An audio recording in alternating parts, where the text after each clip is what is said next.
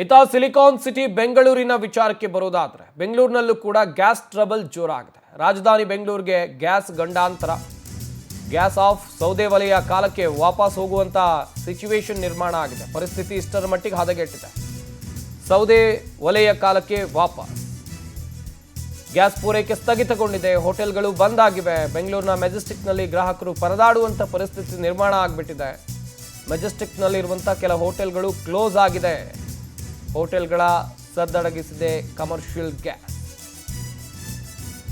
Regular ಆಗಿ ಇರ್ತಾ ಇದ್ದಂಥ ಮೆನುವಿನಲ್ಲಿ ಕೆಲವೊಂದಿಷ್ಟು ಐಟಮ್ಗಳನ್ನು ತೆಗೆಯಲಾಗಿದೆ. ದೋಸೆ, ಪೂರಿ, ಗೋಬಿಗೂ ಬ್ರೇಕ್ ಹಾಕಲಾಗಿದೆ. ವಿವಿಪುರ ಫುಡ್ ಸ್ಟ್ರೀಟ್ನಲ್ಲಿ ಕೆಲ ಶಾಪ್ಗಳನ್ನೇ ಕ್ಲೋಸ್ ಮಾಡಲಾಗಿದೆ.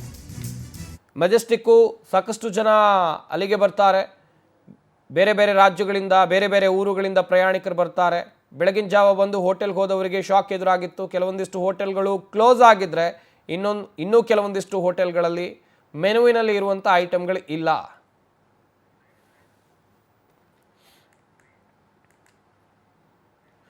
ಈ ಬಗ್ಗೆ ಇನ್ನಷ್ಟು ಮಾಹಿತಿಯನ್ನು ಕೊಡ್ತಾರೆ ನಮ್ಮ ಪ್ರತಿನಿಧಿ ವೆಂಕಟೇಶ್. ನ್ಯೂಸ್ ಡೆಸ್ಕ್ನಿಂದ ನೇರ ಸಂಪರ್ಕದಲ್ಲಿ ಜಾಯ್ನ್ ಆಗ್ತಾ ಇದ್ದಾರೆ. ವೆಂಕಟೇಶ್, ಗಮನಿಸ್ತಾ ಇದ್ವಿ, ಪರಿಸ್ಥಿತಿ ಹದಗೆಟ್ಟಿದೆ. LPG ಸಿಗ್ತಾ ಇಲ್ಲ. ಸದ್ಯ ಬೆಂಗಳೂರಿನಲ್ಲಿ ಎಷ್ಟೆಲ್ಲ ಹೋಟೆಲ್ಗಳು ಕ್ಲೋಸ್ ಆಗಿದೆ. ಗ್ರಾಹಕರ ಪರದಾಟ ಹೇಗಿದೆ?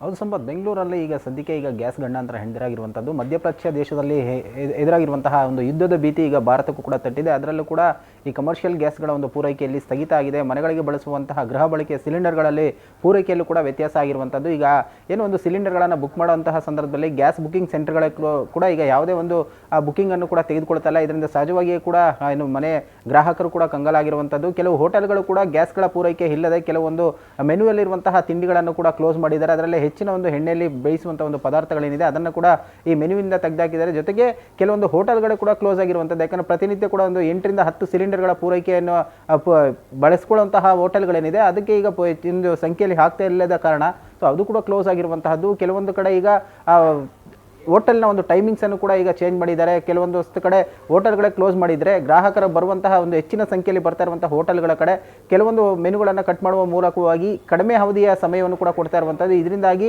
ಇನ್ನು ಮುಂದಿನ ದಿನಗಳಲ್ಲಿ ಇದರ ಒಂದು ಏನೋ ಒಂದು ಪೂರೈಕೆಯಲ್ಲಿ ವ್ಯತ್ಯಾಸ ಆಗ್ತಾ ಇರೋ ಹಿನ್ನೆಲೆಯಲ್ಲಿ ಹೋಟೆಲ್ಗಳ ಉದ್ಯಮಕ್ಕೆ ಸಾಕಷ್ಟು ದೊಡ್ಡ ತೊಂದರೆ ಉಂಟಾಗುವ ಸಾಧ್ಯತೆ ಇರುವಂಥದ್ದು. ಆದರೆ ಈ ಒಂದು ಸಮಸ್ಯೆಗೆ ಯಾವಾಗ ಪರಿಹಾರ ಸಿಗುತ್ತೆ ಅನ್ನೋದು ಕೂಡ ನೋಡಬೇಕು.